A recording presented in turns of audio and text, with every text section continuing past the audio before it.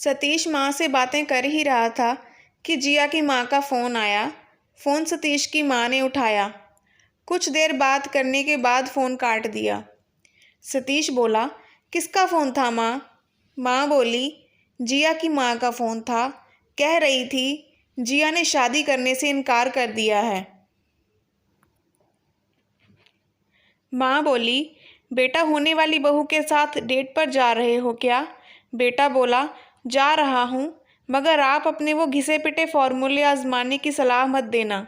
आपके चक्कर में 20 लड़कियां मुझे रिजेक्ट कर चुकी हैं। माँ बोली, जितनी भी लड़कियों ने तुम्हें रिजेक्ट किया, अगर वो तुम्हारे लायक थी ही नहीं, अब ये भी रिजेक्ट करे तो करे, मगर फॉर्मूले आजमाए बिना मैं बहू नहीं लाऊंगी। बेचारा सतीश माँ के फॉर्मूलों के चक्कर में 28 साल का हो गया था। अच्छा खासा कमा रहा था। मुख्य बाजार में हार्डवेयर के सामान की खुद की दुकान थी। फिर भी शादी नहीं हो पा रही थी। जिस लड़की के साथ डेट पर जा रहा था, उसने और उसके घर वालों ने सतीश को पसंद कर लिया था। बस अब माँ के फॉर्मूले आजमाने बाकी थे। वह भगवान से प्रार्थना कर रहा था कि जिया माँ के टेस्ट में पास हो जाए। Formula number 1। सतीश डेट पर पुराने और ओल्ड फैशन के कपड़े पहनकर पहुंचा। ढीली सी पैंट और उसके ऊपर बिना दबाया हुआ ढीला सा शर्ट। ऐसे लग रहा था जैसे 80 के दशक का आम आदमी हो। जिया उसे देखकर चौंक गई और बोली, अरे वाह, क्या सादगी है। मुझे आपका यह रूप बहुत पसंद आया। जिया का ये शब्द सुनकर सतीश ने राहत की सांस ली। पहले टेस्ट में वह पास हो गया था। सतीश बोला, आप खाने में क्या लेंगी? जिया बोली, आज तो आपकी पसंद चलेगी, आप ही ऑर्डर कीजिए। सतीश काफ़ी देर तक मेनू देखता रहा। फिर उसने गुलाब जामुन और छाछ ऑर्डर की। जिया स्लिम सी लड़की थी, जिम का शौक़ रखती थी, मगर जब सतीश ने छाछ और गुलाब जामुन ऑर्डर किए तो वह उछल पड़ी। बोली, what a combination, I like it. Satish बोला, माँ कहती है रिश्ते की शुरुआत में खट्टा और मीठा खाना चाहिए, ताकि ज़िंदगी भी खट्टी मीठी यादों से भरपूर होकर गुजर जाए।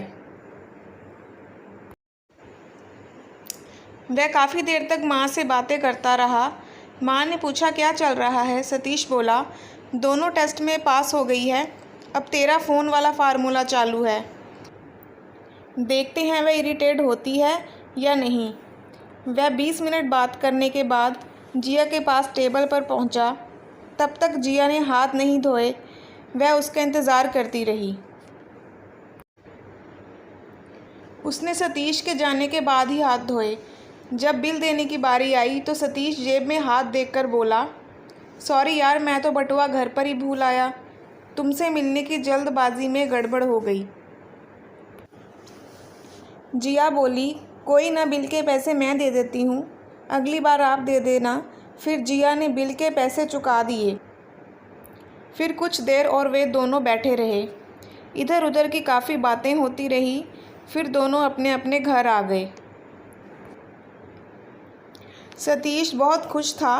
वह बोला, माँ, इस बार मैं पक्का घोड़ी चढ़ूँगा। ये जिया बिल्कुल सहनशील और समझदार लड़की है। पैसे देते वक्त बोली भी थी कि अगली बार बिल के पैसे आप दे देना, मतलब अगली मुलाकात ज़रूर होगी और इस बार आपके फार्मूले नहीं होंगे। सतीश आगे बोला, मैंने उसे अकेला छोड़कर तुमसे 20 मिनट बात की, तब भी उसके चेहरे पर कोई भाव नहीं थे। मतलब वह माँ बेटे के रिश्ते की अहमियत समझती है। क्या सतीश इन फॉर्मूलों को आजमाते हुए घोड़ी चढ़ पाएगा? अपनी राय से अवगत ज़रूर करवाना जी। ऐसी कहानियों के लिए हमारे चैनल को सब्सक्राइब करें। Thank you.